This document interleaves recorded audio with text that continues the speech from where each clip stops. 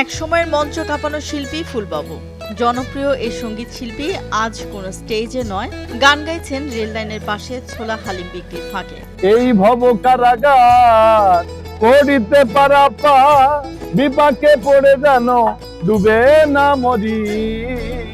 Stage প্রোগ্রামের আলো নিভে যাওয়ার পরও থেমে থাকেননি তিনি। জীবিকার তাগিদে হাতে তুলে নিয়েছেন হাঁড়ি, চামচ আর কণ্ঠে ধরে রেখেছেন সুর। সব ব্যথা নীরবে সইব বন্ধুরে, তোমার লেখা গান আমি গাইব।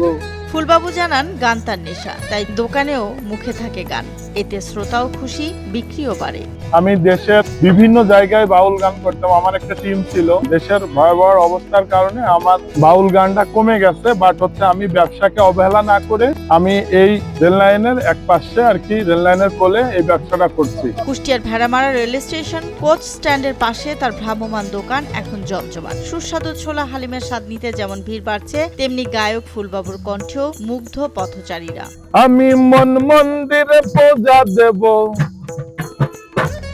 আমি মন মন্দিরে পূজা দেব, পড়ব নামাজ বেল খাবাই, মসজিদ মন্দিরে যেতে বলো না আমায়। জীবনের কঠিন সময়েও গানের ভালোবাসা বুকে ধারণ করে এগিয়ে চলার অনন্য এক দৃষ্টান্ত ফুলবাবু, যিনি প্রমাণ করেছেন সুর কখনো থামে না।